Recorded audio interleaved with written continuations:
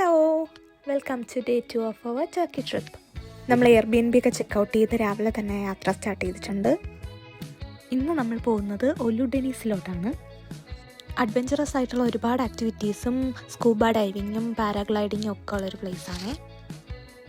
Late night ഒരുപാട് restaurants ഒക്കെ open ആണെങ്കിലും മോർണിംഗ് ബ്രേക്ക്ഫാസ്റ്റ് കഴിക്കാൻ വേണ്ടിയിട്ട് ഭയങ്കരമായിട്ട് ബുദ്ധിമുട്ടി. ലാസ്റ്റ് ഒരു മെക്ഡിയിൽ നിന്നാണ് നമ്മൾ ഫുഡ് കഴിച്ചത്. പോകുന്ന വഴി റോഡ് ക്ലോഷർ ഉള്ള കാരണം നമ്മൾ കുറച്ചൊന്ന് ചുറ്റിക്കറങ്ങിയാണ് ഒലു ഡെനീസ് എത്തിയത്. പോകുന്ന വഴിക്ക് നമ്മൾ നല്ലൊരു വ്യൂ പോയിന്റ് കണ്ടു. അവിടെ നിർത്തി കുറച്ച് നേരം ഫോട്ടോസും വീഡിയോസും ഒക്കെ എടുത്തു. അങ്ങനെ ഞങ്ങൾ ഒലു ഡെനീസ് എത്തി. ഓഫ് സീസൺ ആയതുകൊണ്ട് തന്നെ ഭയങ്കര തിരക്ക് കുറവായിരുന്നു. ആദ്യം തന്നെ നമ്മൾ ഒരു റെസ്റ്റോറൻറ്റിൽ കയറി ഫുഡ് കഴിച്ചു.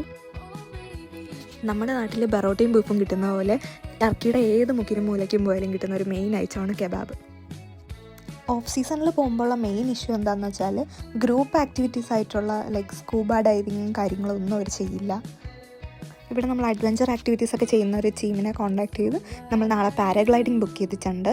ഇന്ന് ഈവനിങ് ഇനിയിപ്പോൾ നമുക്ക് ബോട്ടിംഗ് ആണ് മെയിനായിട്ടുള്ളത്. അപ്പോൾ നമ്മളൊരു ബോട്ടൊക്കെ ബുക്ക് ചെയ്തിട്ടുണ്ട് ഈവനിങ്ങിലത്തേക്ക് വേണ്ടി. നമ്മൾ നമ്മുടെ ബോട്ടിംഗ് സ്റ്റാർട്ട് ചെയ്തിട്ടുണ്ട്.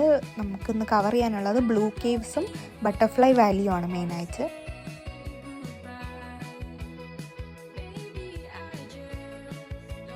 നമ്മളങ്ങനെ ബട്ടർഫ്ലൈ വാലിയിലെത്തി. പക്ഷെ ഒരു ബട്ടർഫ്ലൈയെ പോലും ഞാനിവിടെ കണ്ടില്ല.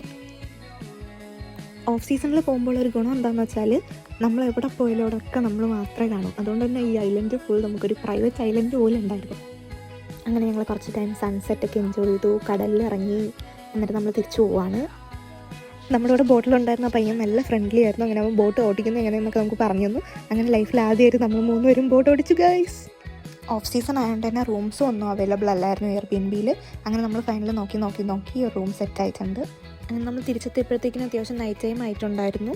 ഇനി നമുക്ക് ഇന്നലത്തെ പോലെ തന്നെ ഡ്രസ്സൊക്കെ ചേഞ്ച് ചെയ്തിട്ട് എന്തെങ്കിലും റെസ്റ്റോറൻറ്റ് കണ്ടുപിടിച്ച് ഫുഡൊക്കെ കഴിക്കണം. പിന്നെ വീണ്ടും കിടന്നുറങ്ങണം. നാളെ രാവിലെ നേരത്തെ എണീക്കണം. പാരാഗ്ലൈഡിങ് ഉണ്ട്. അപ്പോൾ ഓക്കെ, ബൈ, സീ യു, ചാ.